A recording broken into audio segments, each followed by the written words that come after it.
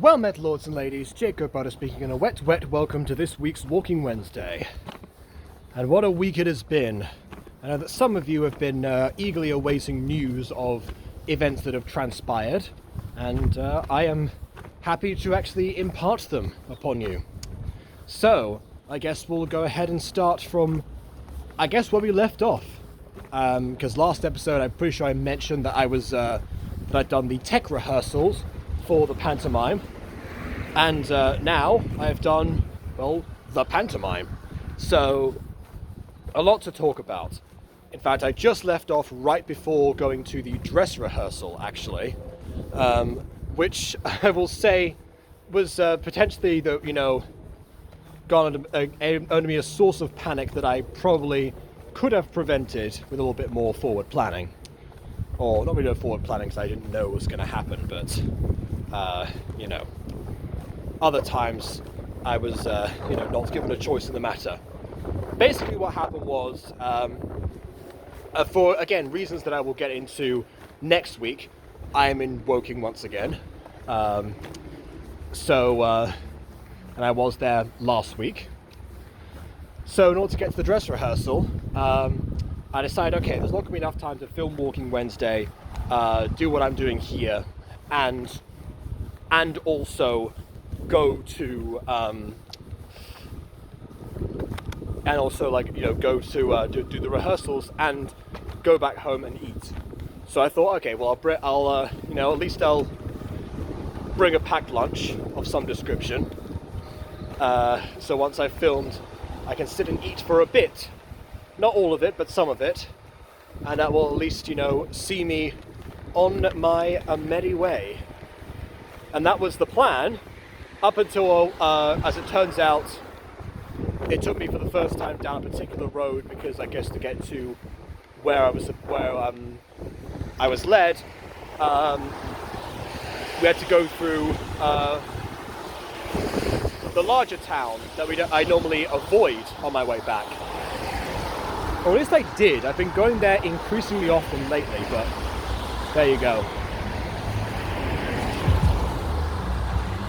Ironically enough, all the cars are starting to pass through now, I suppose. But yeah, so I end up in the worst traffic jam of my entire life. I thought, oh wow, I've got a little bit of time, I'm going to finish my lunch before I go in there. It'll just save me those extra minutes of the journey. But no, as time kept ticking by, right before we were actually supposed to start, and then slightly after, and a little bit more after. This is like the ETA, by the way. The only time that I've ever been, anxious to get out of a road situation. Because normally I'm just like, okay, well, I'm driving to and from, I'm back home now. It wasn't as bad on the way out, it's bad now. Fine. This is usually okay. I'll just, I'll sit in here, listen to Once Upon a Witchlight, and make my steady way through. No need to panic. And as it turns out, that was not to be. So once I actually arrived, I then ran towards the hall where we were doing the dress rehearsal, and I immediately came in out of breath, and I just I said worst traffic jam in my life, because I thought everyone else would have been there before. They some of them were, and I just immediately started ramming my fingers through the clothing rack, getting my costume, and then they were just like, no, Sean, everyone's late. It's like, okay, all right. It's just, well, that happened on the dress rehearsal, not the actual performance, which was, again, the day after. But, as there was no Walking Wednesday, I made up that difference as well with a packed lunch. So, ultimately, it turned out okay. It's a step bridge path. No, should say steep bridge path. What we've got here. It's like being in Madrid, actually. So that was the start of the dress rehearsal. And from what I remember of the dress rehearsal, I mean, it went okay. I think there were a couple of cues that they were still trying to work out. I remember at one point, one of the one of the stage managers asked the Dame if when he was about to go on a few seconds beforehand. So of course we both answered, we're about to go on now. And then as soon as the cue came, the director was like, they're behind you, or at least they should be. It's like, yeah, I know we should be. I wasn't expecting the interruption. But other than that, I don't remember anything else. Oh wait, no, there was a major problem. So one of we had somebody playing the bass at one point. Maybe it was an actual guitar, that depends on because he was playing two different characters, and one of them actually plays well the mimes. I forget which one is which. So yeah, but he just didn't have his wire to actually play the song. So at one point we turned around and he was just missing. So we ended the song a little bit prematurely, but you know, again, we recovered. So if anything, the dress rehearsal taught us to, I guess, pick off where complications may occur, whereas the actual performances taught us to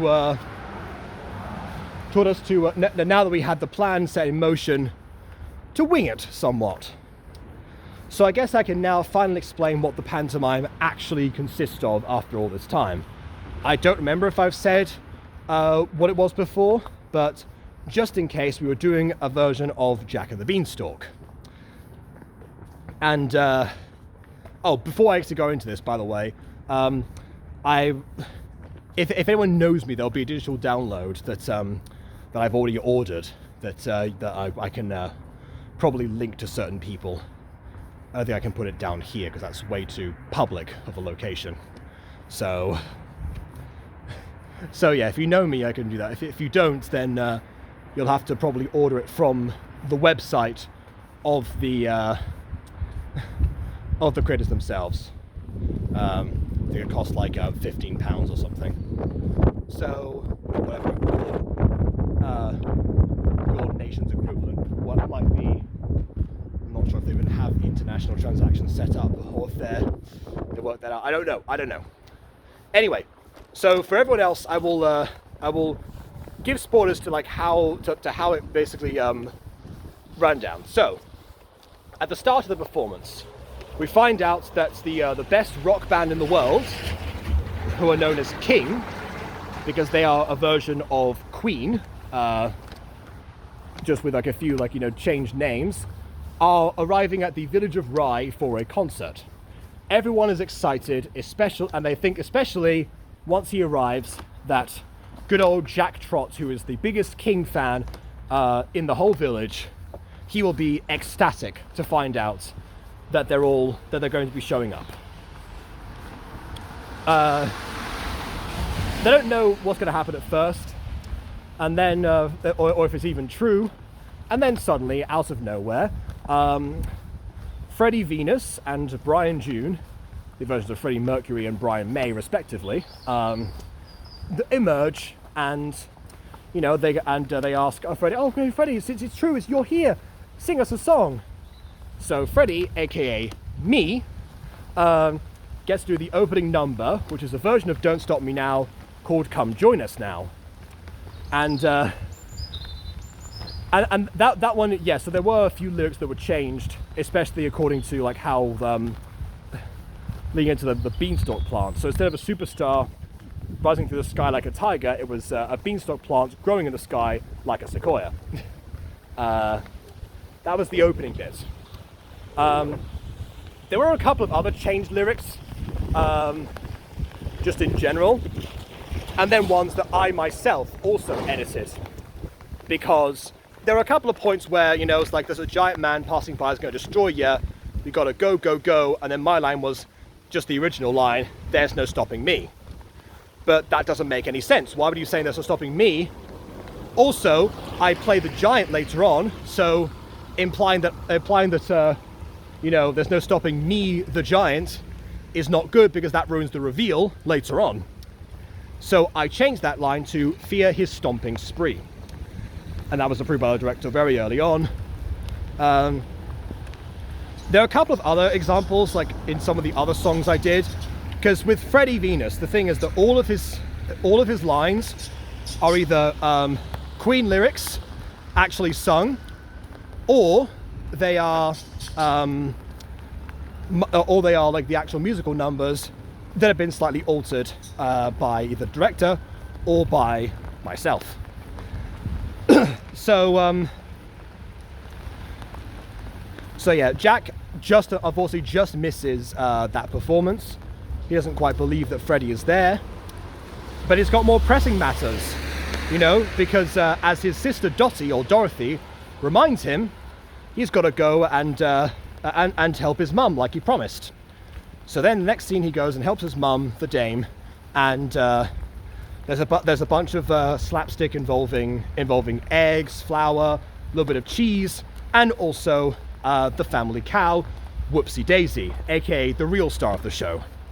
Everyone loved Whoopsie Daisy, consisting of two kids in a costume. They really worked out the physicality of the cow, honestly, in the last week. Really like coming to life, and as we expected, you know, they were really well received. One of the ad-libs later on, when like a bunch of people got insulted, and including the cow, one of the actors just said, "You're more upset about the cow than you are about the rest of them, aren't you?" to the audience. That actor actually also appeared right before the scene in question, because playing the old beggar who sets up the idea that he's got, you know, his own beans for lunch, which he got from Jack, weirdly enough, but he'll later use to trade for Whoopsie Daisy. I guess Jack forgot. But also, at the time, when they actually exchanged the beans for the first time, Jack's 240 IQ gets changed to 41. So he's hypnotized to be stupid, which is the reason that he then trades Whoopsie for some beans when it's revealed that the landlord, Ted Brown, is overinflating their rent because he wants to throw the Trot family out, particularly Sue Trot, the mother, the dame, for reasons that will become apparent later down the line. So because of that, Jack and Dottie are going towards the market. They then come across a trio of lumberjacks, one of whom is blind, one of whom is deaf, and one of whom is mute. Their names are Wanda Wrongway, Mia Lauder, and Rory Chapman.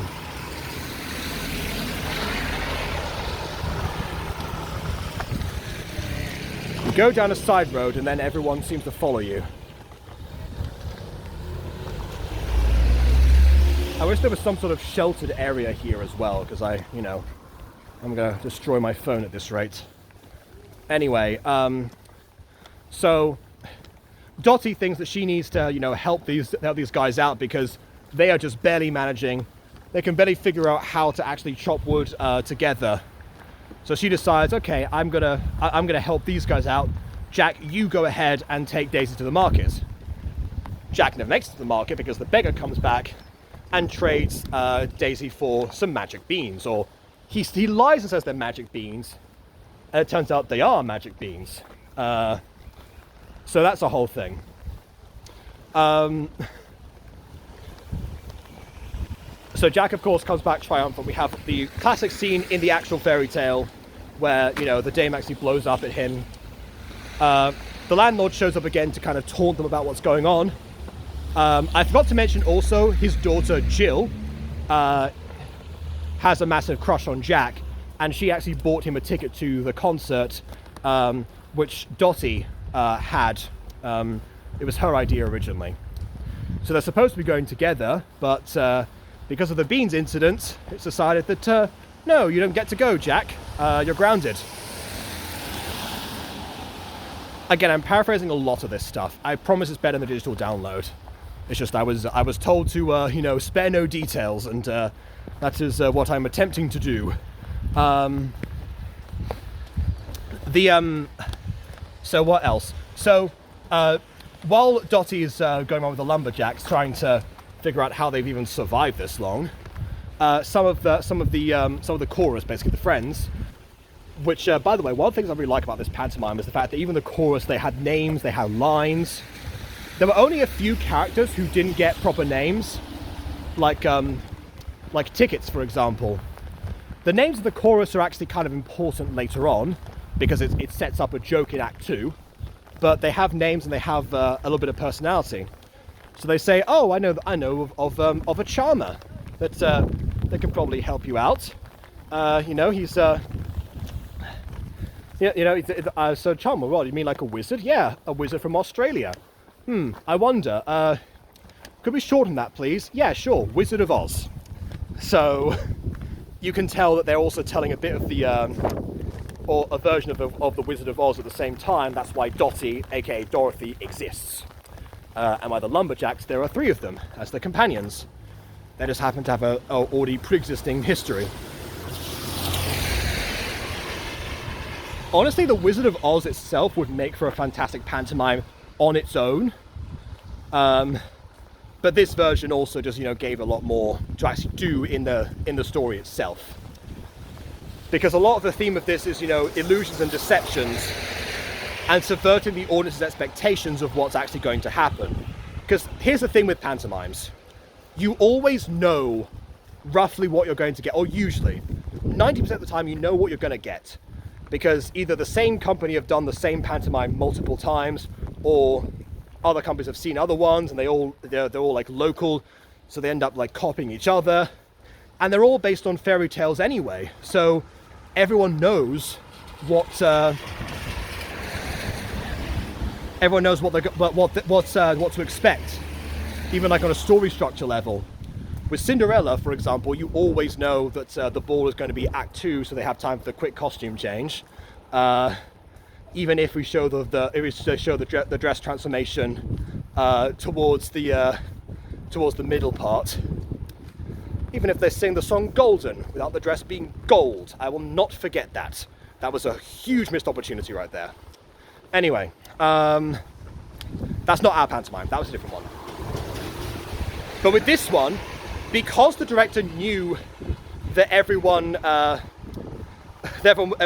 was expecting something, or expecting a particular structure, you get the things in question, just in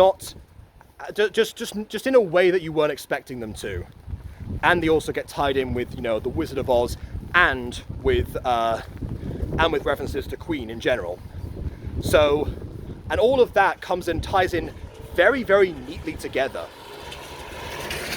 So it must be said that, you know, the director did not get enough credit from people about the writing of the pantomime itself. As much as I've, you know, corrected a couple of lyrics and improvised a couple of lines here and there, we'll get to that later, it has to be said, it all came together because it was, like I say with gacha videos, it was built on a solid foundation that we could actually flourish in as performers.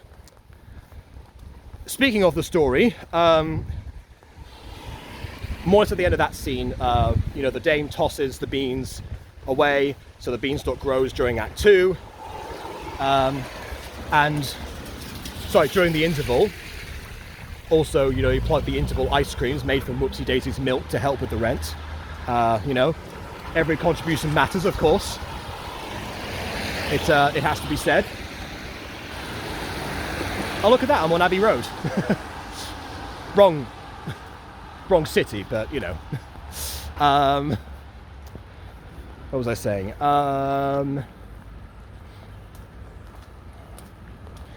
Yeah, so yeah, at the beginning of Act 2, Jack finds the beanstalk, actually climbs up it, because, I mean, he can't go to the King concert anyway, so might as well. And lo and behold, most of the second act is the King concert. And this is where the names of the chorus actually come into play. Oh, speaking of chorus, sorry, I forgot to mention the junior chorus at the very beginning. Yeah, in the first scene, apparently the village actually has like a junior chorus thing for really, really young kids. And they only have like a little bit of time because I guess we obviously can't keep we rehearse quite late anyway, so you can't keep them past a certain point, but also in general. So they played different types of beans. There was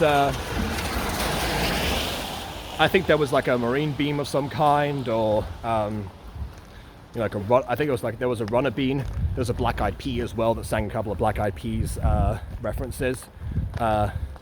There was a tin of Heinz beans that was baked, so you can guess what kind of jokes those were. And they sang Old MacDonald Had a Farm because we had Old MacDonald for a bit. It was ironically a young character, just named Old. So that was the second song.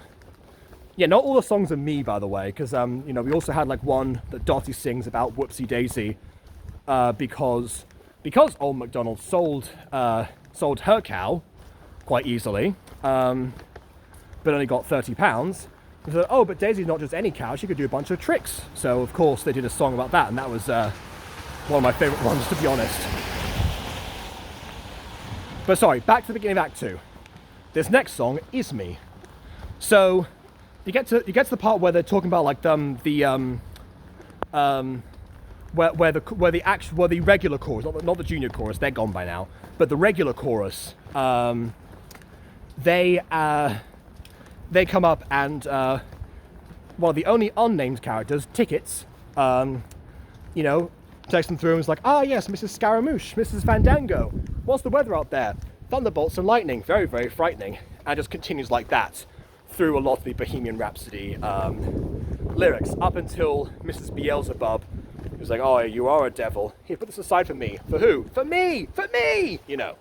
So a lot of that went down. And that was one of the audience's favourite bits, actually. And another favourite bit of the audience was immediately after that, when Ted Brown shows up, convinced that he doesn't need a ticket. Tickets, the character, was told to punch all of the tickets, otherwise there's no entry. So when Ted Brown says, my face is my ticket, he gets punched in the face and falls down. It's worth noting that for the last night and for matinee, the actor playing Ted was suffering from a migraine. So, I asked him, are you going to be okay with this? And it's like, oh, well, you got to suffer for your art, which I can respect. As somebody who has yet again shaved my head for this performance, I can definitely say,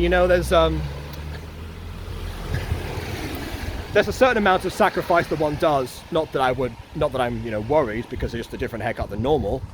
Not at the time that I almost shaved myself bald on stage. That's another story for another day. But yeah, so he falls down, migraine aside, and then I come on in a slightly different costume and sing a version of Another One Bites the Dust. Again, slightly altered, Instead of things like, Ted walks really down the street, machine gun ready to go or something, I changed it to Ted walks really down the street, his pockets lined with dough. Dough being British slang for money. No intent to pay his share, but still trying to get in the show. And then I went back to the normal lyrics for a bit. Second verse, after some impromptu scatting, as Freddie Mercury was known to do in live performances, apparently. Having never attended one myself, I had to look this up, the director gave me references. And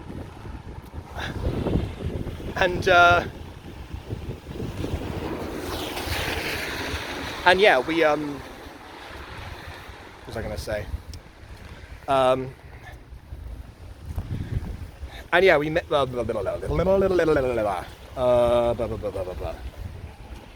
I forgot what I was going to say now.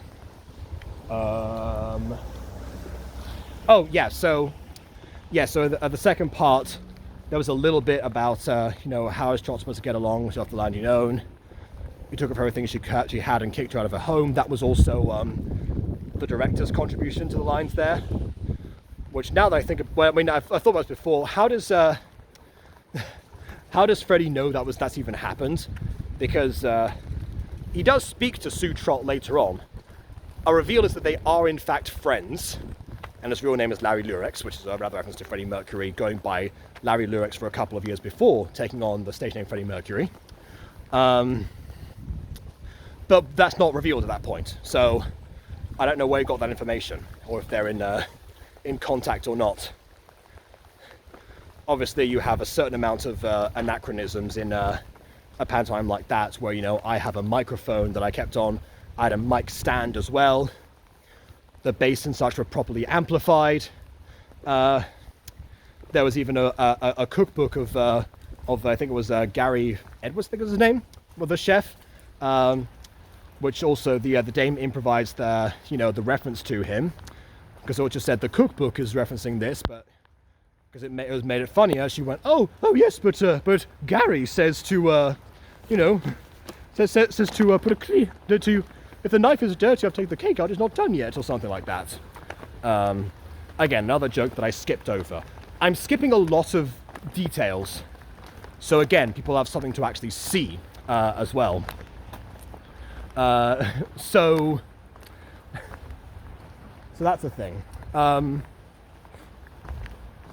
Where was I? Oh yeah, so after the impromptu bit was like at the beginning for No One Bites the Dust. I had to make an altered version of the instrumental in Audacity, using my out of theatre skills, and that was and the version without the bass as well, so that we could decide whether or not the bass player was actually going to play along. I think for Another One Bites the Dust, he was at first and then went to miming. I don't remember exactly. Oh wait, no. It was, he was playing for that one, and We Will Rock You, but not the others. I don't know why it was done that way. Maybe it was because like the sound amplifying, maybe it was, ease the load on him. I cannot say for certain.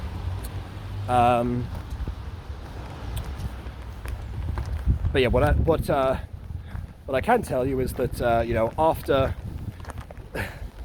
after we left, I think there was that's where they meet the actual Wizard of Oz, supposedly. Whereas it turns out this is another reference that came in only in Act 2, and was actually one of the original characters that I auditioned for. The characters who the chorus. At one point said, did I say charmer? I meant farmer. He's not even a farmer, actually. He just is obsessed with wild animals. But he is Australian.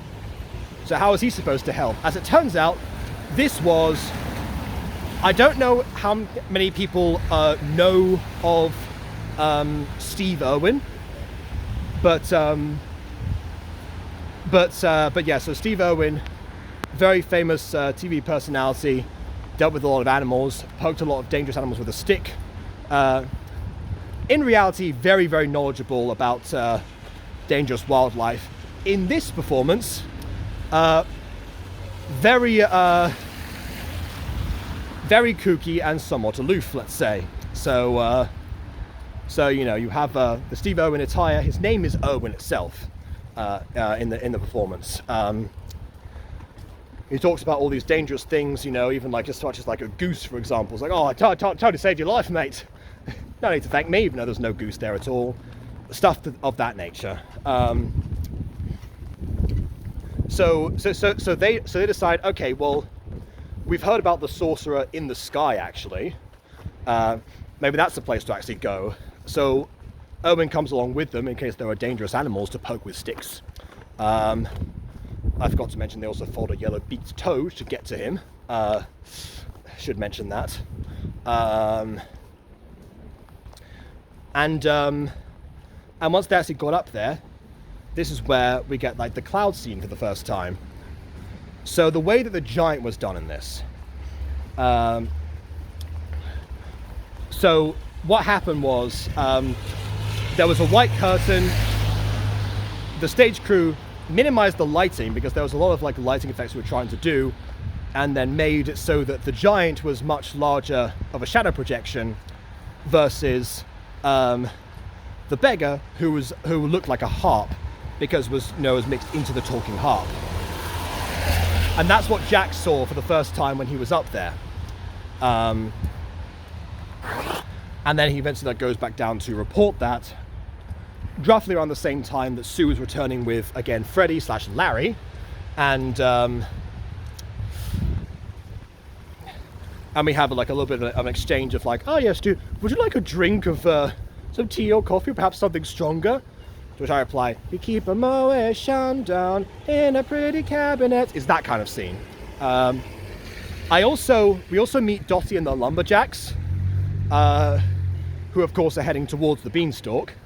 And Freddy actually hits on one of them, on Mia, the deaf one.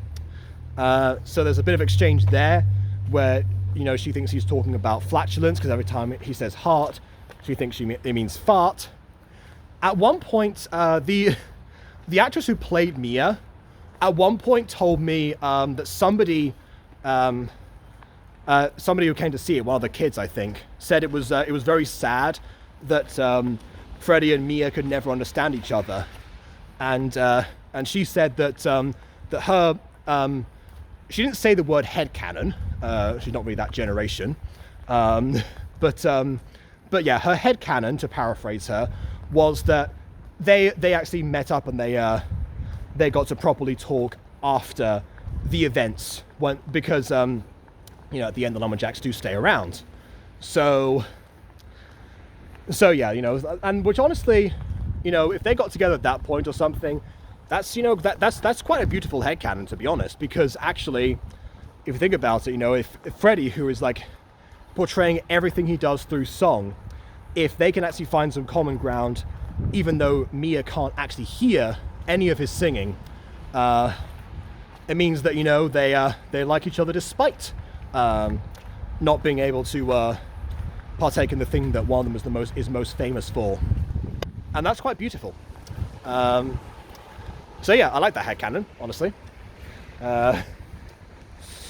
But yeah, back to the actual story.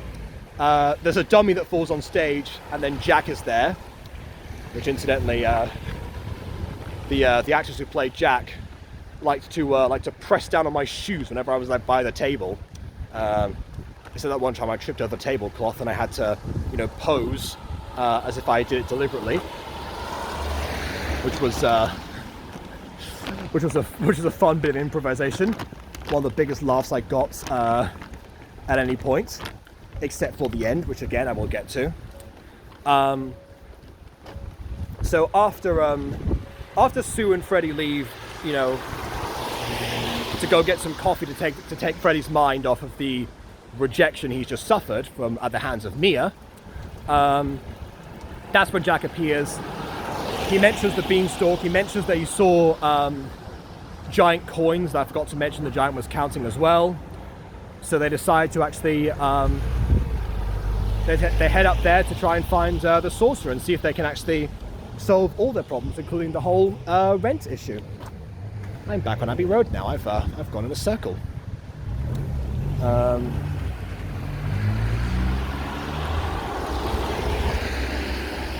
And then Jack himself, actually, because he doesn't want to go up there again, at least not unprepared.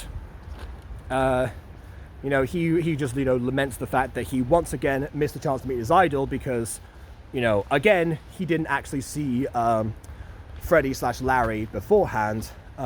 Only Dottie told him about it. So he's the only one in all of Rye that hasn't seen King.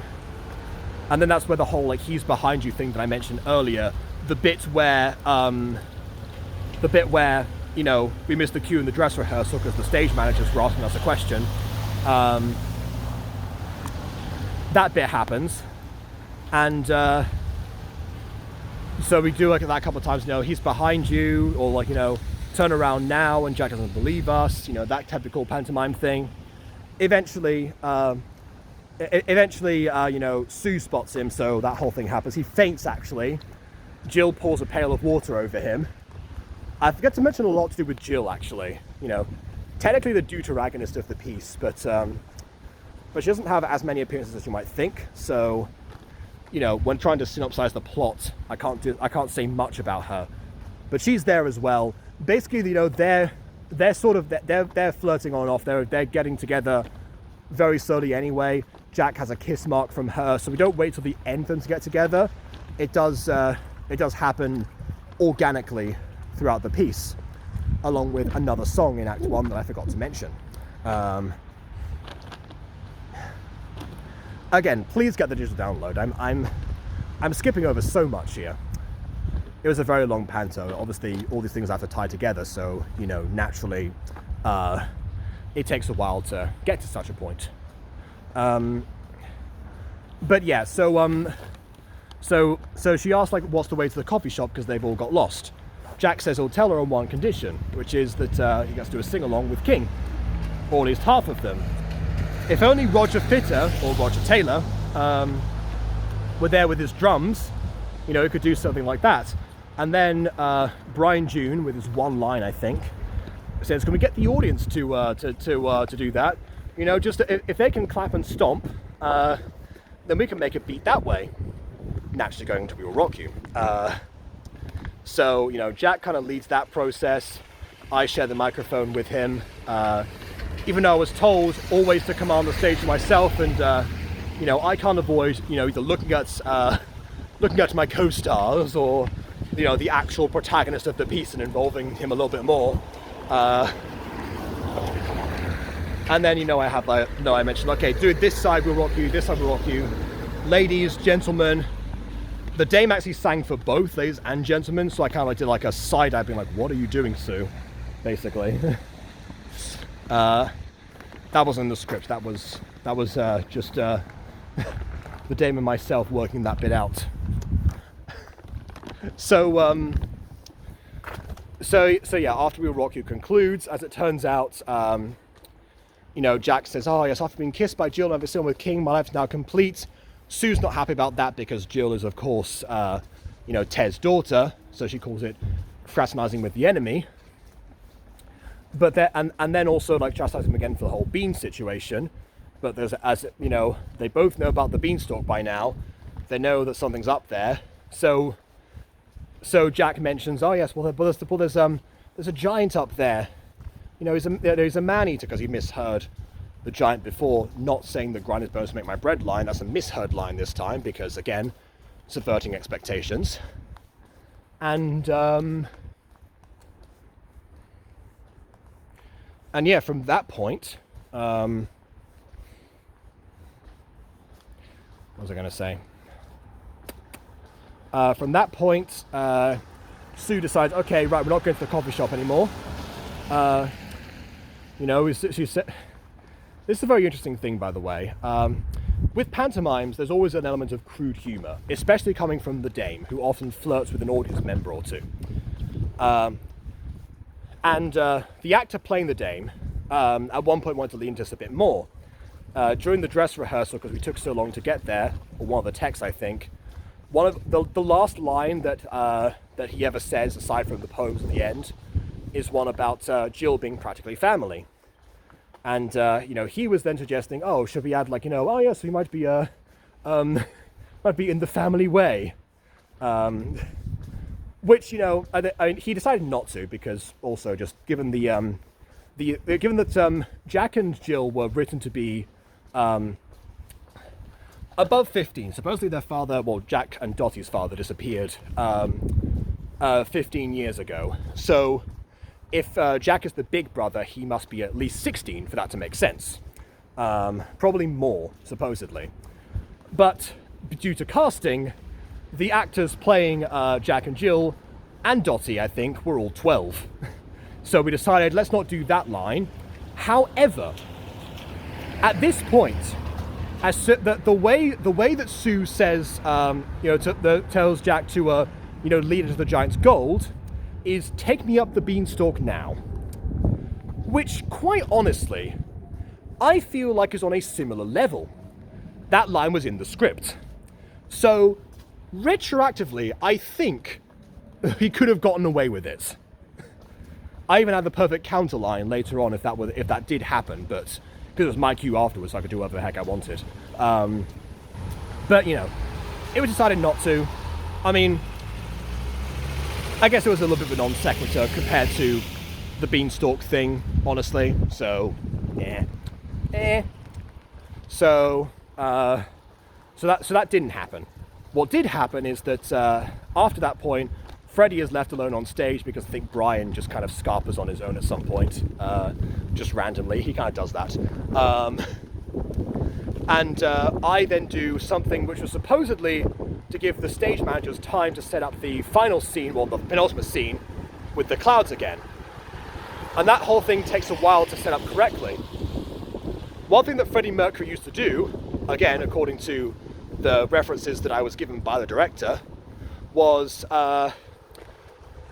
get a call and response going with some random things with the audience. So he would go like, "Ow!" and then like the audience would go, "Ow!" you know, etc. I'm trying not to be loud because it's late now. So yeah, that happens. That was originally... So I have once again gone in a circle. Oh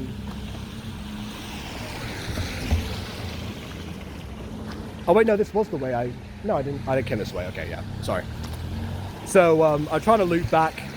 It's a new path, but I'll just use Google Maps later. It's fine. What was I saying?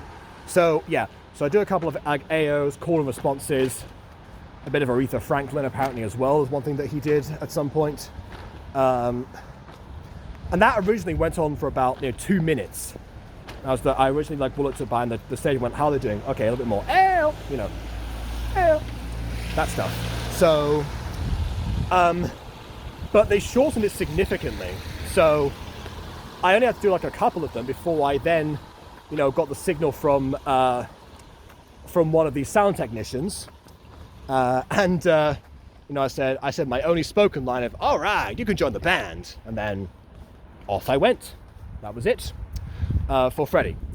I still had a little bit more to do in the final scene.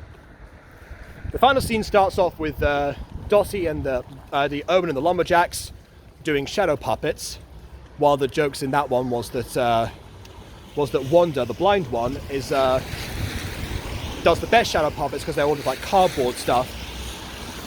So we had a cardboard projection of shadow puppets for for a castle, a steam train, and a swan. At which point Owen says, "Look out, it's a goose," and then does the whole thing. Because that's how goose laying golden eggs. Joker's like, "Oh, I bet there's like a golden goose up here. There's golden eggs," And that was a thing. Eventually Dottie's like, "Okay, anyone seen the giant or sorcerer?" The giant appears again, counts the money for a bit, leaves, and then they start to make their way towards the cloud source once the giant's gone. At which point they discover the truth of the matter, which is that once you get past the clouds, you realize that it was all a trick of the light. There is no giant. It's a regular sized person who was projected to look like a giant thanks to the light, and they were all tricked by it, and so was Jack. There is a chest of golden coins, but they're normal sized. The harp was just a regular harp, and someone was standing in front of it, which was the beggar, who appears at that point and reveals that he's the one who put Jack under the spell, which was also kind of already clear because of the it was just a recording of him originally, as if it was like a coincidence. But no, it was all him all along. So he uses he summons the powers of Fee Fi Fo Thum, which was recontextualized to be the hypnosis line in general. So he hypnotizes supposedly Wanda, Rory, and Mia, and gets them to dance. He also at one point, says, "Tell me how great I am," to which Wanda replies very honestly at first, misinterpreting the prompt, and being like, yes, well, the hypnotism trick is quite good, but other than that, I'd say you're fairly average. On a scale of 1 to 10, you're about a 3 at best, was the original line. It was then changed because we realized, wait a minute, you know, what are all pantomimes doing around this time of the year? Well, let's change the line. So instead it was on a scale of 1 to 10, you're about 6, 7 with the gestures. I can't show them because my hands are down here. Which got a great laugh in the matinee where all the kids were there. More groans in the evening performances. But we didn't overplay it. I like the way we did our 6-7 joke compared to some of the other ones that just had like a couple of kids run on after 6-7 was mentioned, do the line and then immediately leave. In Goldilocks and the Three Bears, Cinderella, I forget how it was even done actually. That was, oh no, it was at the very end. It was like the big like incantation for something was just the word 6-7. So the audience had to do it at that point. I feel like those are probably a little bit overplayed. I think now, since we did ours in January and things are starting to calm down a bit in the 6-7 department, not entirely, but somewhat, I think it made sense to, like, you know, not underplay it. But the director did ask all of the kids in the performance, the 6-7 generation, as he referred to them, you know, how best they thought, and they all approved of it. So, you know, that's not just me saying it. You know, I've got their vote of confidence as well. So yeah, but after the beggar leaves, it's revealed that Mia was pretending the whole time because she couldn't hear the spell because she's deaf. So she manages to untie Dottie and Owen, who they tied up before. I forgot to mention that again. And they're waiting. Jack appears at one point with, well, by himself at first. Then, with Jill. Jack appears with Jill, and then Sue appears on the other side of the stage because the beanstalk was a trapdoor, basically. And so we're just like, you know, ta-da! Mum, you're supposed to climb up the beanstalk. Me? Drawn to the stage in this finery? You must be joking. Or something like that. I'm paraphrasing again. Very soon after they discover the gold, they're about to take it, but, you know... this is a thing, by the way. At this point, there's a line in the script that I don't think, again, people got enough credit for. Because in Act 1, when Dottie originally abandons Jack to go to go help the lumberjacks, you know, Jack said, well, we're supposed to take Daisy to the market. To which Dottie replies, that seems like a you sort of problem. You know, just a casual line there, you know, typical sibling banter. But then, once Dottie is like, no, we've got to help all the lumberjacks, you know, we can't just leave them here. And then Sue goes, that's like a you sort of problem. To which Jack replies, now I see where Dottie gets it. I don't think there's enough people that appreciate that comparison between, you know, parent and child. And speaking of parent and child, it's about this time when the Knot Giant appears properly for the first time, and it turns out that it was actually Sue's husband, Ernie, the whole time. And here's where I've got to talk about Benny Hill for a bit. So, a fourth thing that was set up in this pantomime was the idea that Sue's husband, Ernie, went to live in the sky at one point, you know, 15 years ago. And also, you know, that the horrid man from Teddington appeared as well, referring to Ted Brown. And here's the thing that I'll explain to everyone, because unless you're my family watching this, in which case some of you already know this story, so thanks for making it this far and not getting bored from hearing the same story you witnessed firsthand. You wouldn't know that there was a very popular song from comedian Benny Hill that was, I think was called Ernie the Milkman. I don't know what it's called originally, but it was a story-based song about a milkman called Ernie who, you know, drove the fastest milk cart in the West. And in that song, he actually does fall in love with a lady known as Sue, which is why the dame is called Sue Trott. He also has a rival called Two-Ton Ted from Teddington,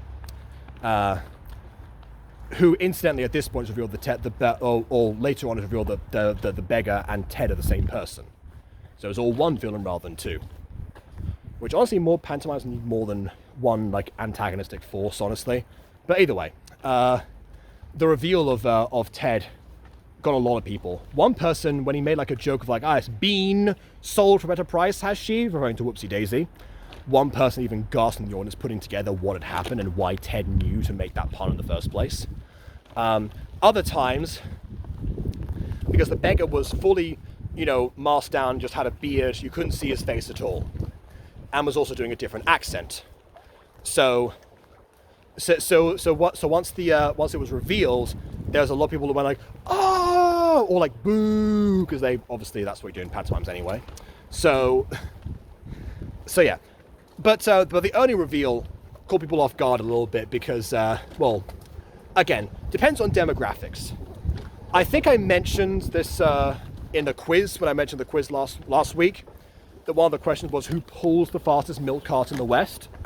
The answer is not Ernie, by the way. The answer is his horse Trigger, who pulled the cart and he drove the cart. But yeah, the reason that I knew that, and knew to specify Trigger, not Ernie, like a lot of people were reacting to the line, was because it was me, Barry. I was Ernie the whole time. So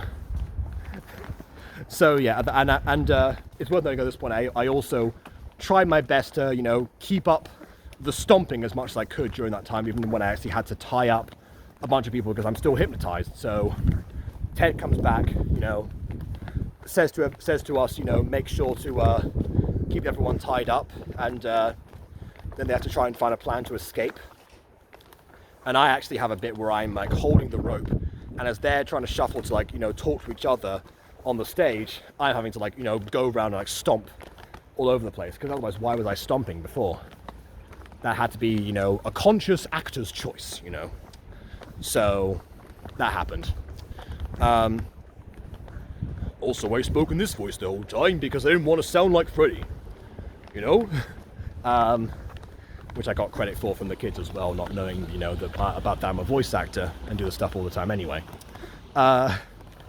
So yeah, we figured that out. We figured out that Ernie's rival, Two-Ton Ted from Teddington, was responsible. And at one point, when it all seemed lost, because they were outnumbered in terms of people who were hypnotized and who weren't, Whoopsie Daisy had appeared at this point, by the way, again, because obviously the beggar being Ted, Daisy was in the sky as well. And Sue then asked Daisy, who again can do a bunch of tricks, to play some music on the harp. So then Daisy, the two actresses playing Daisy, sat on top of each other, played the harp with one of their feet, and then the spell was broken. At which point things start to wrap up a bit more, because we realize, okay, we can get him. The spell's broken. This line we kept on missing with me all the time, saying, Daisy played the harp, we're free of your cursing control. But there's no need to say it, because he gets tied up and we summon the police and everything. And that's when I say, well, what's going to happen to Jill? Oh, she can come live with us, of course. She's practically family. That's where the family weight line would have gone, by the way. But yeah, some of the gold also got shared out with the audience, because there was, it was all chocolate coins anyway. So it's like, oh yes, we got a lot. So some of the actors took some coins downstage. Others, like me, we threw them from the side, basically. It was a grand old time. And then I finally said, let's climb down the beanstalk and go home, everyone. If she said the family weight line, I'd been like, seriously, how long was I gone for? Because also, another thing, the Wizard of Oz connection. I should mention that too. So there's an extended bit that I do, because they thought I was a sorcerer in the sky. I was a second candidate for wizard, I suppose. They then say, well, all's not well. Wanda still can't see, Mia still can't hear, and Rory still can't speak. There's no one around to help them. I go, they don't need help. And it turns out, because of course, the lesson was that they help each other through life, basically. At which point I did one of my only ad-libs in the play, actually, because I don't get many spoken lines, was a bit where, I turn to Dorothy at the end and go, And what about you, Dorothy, my dear grown-up daughter? What do you desire right now? That's what I'm supposed to say. Every night I did something different. In the DVD you'll find I did like, my dear grown-up daughter, more or less. Or, my dear grown-up daughter, you're not that short, or something like that. Basically just a little bit of like an extra thing. Most of the time the actress playing Dorothy would then stand on her tippy toes to try and seem taller. The last night I was like, my dear grown-up daughter is apparently 15 years old. Again, referring to the fact that they're all 12. So, you know, just a little bit of something. Because ad-libs are a huge part of Panto as well. There's one guy who got picked on by the Dame who called himself an arms dealer, so he worked that into the end as well. It's like, well, how are you going to defeat me, Sue? Well, first of all, I know an arms dealer. Something like that.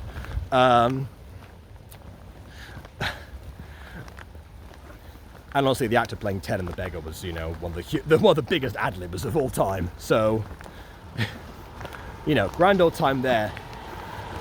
There's, of course, one final ad-lib to talk about. After we climbed down the beanstalk and we went home, and I told Dorothy to tap her shoe to say there's no place like home, it doesn't work because I'm not a wizard. There's one final bit where we after Lumberjacks do like a little bit extra, and they do the bows, because there's a bit of a costume change there.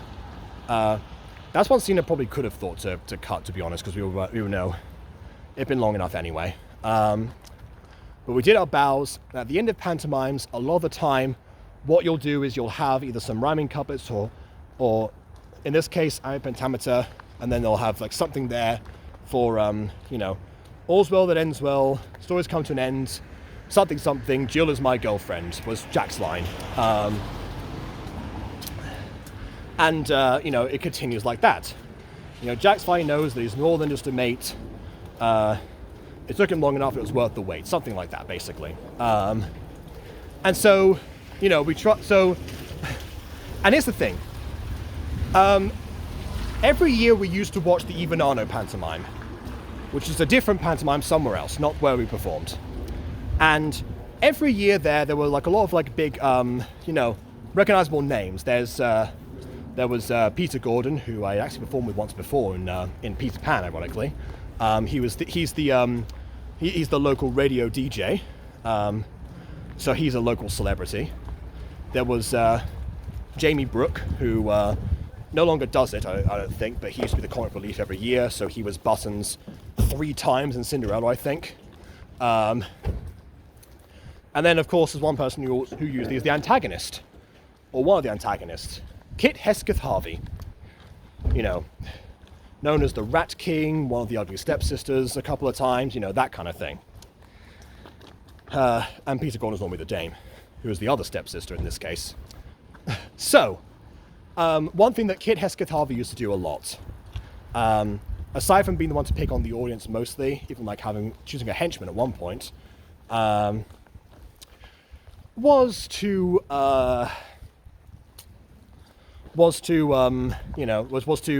not say the actual line there, but once he picked on the audience members, work their names in, or their town, into the performance. One time he got like someone called Trevor from Shillingly. So, you know, he said, I've changed my ways, something, I did so quite willingly. You'll need a place to lay low. Trevor, where the heck is Shillingly? Something like that. I don't remember the exact line, it was many years ago. And every year he would try and do something like that. And well, every day, I guess, because he would have to do that multiple nights. The Ivanano is a big panto, so they perform almost every night for like a solid month, basically. So, you know, big deal. So he was improvising a lot of the time anyway. And during the first performance, we actually got we got a heckler who used to try and used to do this, well, not used to, but he liked to intervene like a lot. So every single time something happened on the screen, not the screen, the stage, even if like one of the jokes was, like one was standing guard, and like, oh yes, you can't escape, not on my watch, but you're blind, you literally can't see, like that kind of thing. All the time, throughout the entire performance. It started off quite adorable, but got annoying quite quickly. But at the end I thought, okay, I'm going to flip the script a little bit here. So, instead of my actual line, which was, with my family I'm now reunited, finally at home, Sue is delighted. I was like, well, first of all, I hope that the kids are also delighted too, because, you know, I've been missing from their lives for so long, I would have thought, you know. Anyway, some baggage there, I suppose. But I actually said, all of our problems now found a solution, thanks to everyone here, and then I pointed, and some audience contribution. Pointing at the heckler, so, you know, and that broke everyone on stage. We're all in a line, so I couldn't see their reactions. The crowd was erupting in laughter. Actor playing Ted forgot his line, but everyone was laughing, so it didn't matter. And at the end, I thought, okay, I'm gonna be in trouble. People are gonna love this. They loved it. So for every performance we did, I did something different.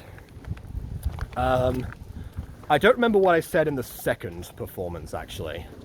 But the third performance, one thing that we also did was the dame chose different lines every time for, instead of like, was this because of Florence that you left me?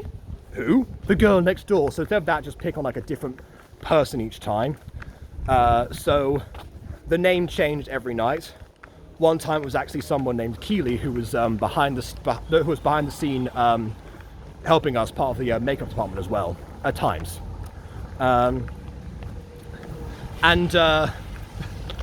So, you know, I said, no, our farm is back on track, our finances nice and steely, and I promise you my source of mirth has naught to do with Keeley. And then the final performance, which is the one with the arms dealer, I said, I've missed out on 15 years, but they say time's a great healer. But now I'm back, my wife, Mark better watch out, I don't care if he's an arms dealer. And that was it. So everyone loved when I did those. And that was my biggest laugh, outside of the accidental Freddie pratfall that I almost did. So yeah, really fun stuff. And then we sang a song that's in almost every panto recently, Shut Up and Dance, not a Queen song, but there you go. And because I didn't have time to get changed from Ernie back into Freddie for the bows or anything, because I had my final lines, obviously, I sang the song in the Ernie voice. We were victims of the night, the chemical, physical kryptonite, like that, basically, the whole way. She took my arm, I don't know how it happened, etc., etc. So, and people said, you don't have to do that. It's like, yes, I do. Yes, I do. The actress playing tickets was saying, like, no, you can just sing as Freddie. Like, no, I'm doing this. I'm doing this. It's part of the character. I can't break now. I got to keep the stomps in as much as possible, keep the voice, all that. So I did. And that was that. Obviously, there's plenty of variation each night that I didn't get into, aside from Mark the arms dealer, who incidentally I spoke to on one of the nights, not on the final night. Like, I was going up because that's one night that most of my family came to see it, and then I just like, okay, well, hi, by the way, I'm Mark. Oh, you're Mark. Hi. But no, he was fine with it. You know, he loved it. He was also the actual husband of the actress who played Mia, so, you know, another thing where I'm like, well, good thing that didn't go past headcanon, I suppose. But honestly, I think that's it. And then on Sunday, we got up early and took down the whole bit of the stage, so, yeah. And tomorrow is no, not tomorrow, day after tomorrow is the after party. So, I guess, and almost right after the show, but nah, not this time. You know, give ourselves a bit more of a break. You know, so it's after we take down the stuff rather than before. Very nice. So yeah, as Jack said, all's well that ends well. And I think this is now my longest Walking Wednesday, aside from the one where I talked about Across the Spider-Verse. So, at least this time it's something that I was involved in, rather than something that I just like partook in and saw casually. In fact, I think I'm actually over that time. So hey, Across the Spider-Verse got beaten out finally by a random pantomime in a local village. That served as the breaking of my 3-year dry spell of theatre. 4 calendar years if you count just as January, but well, you know, whatever. And not to mention also, one other thing is that, you know, they're now thinking about what they're going to do for their summer show, you know, and they've only got a few suggestions basically, aside from like several verbal ones now, to see what's viable so the committee can approve of them. And before a certain point, and I just was casually mentioning in the changing rooms, just like I did 4 calendar years ago, I've got a musical in my back pocket we can do. So who knows, maybe now is the time to do that one properly. After it caused my initial burnout all that time ago, I said I'd be fine to submit it as long as someone else directs it. Anyone else, please. But we'll get to that. Maybe someday, one day, they might say. But for now, I've got to get back because I don't know what time we're starting for session tonight, because tonight I've also got D&D. So please leave a like or dislike because your opinion matters, and subscribe if you haven't done so already. And on that note, until next time, farewell.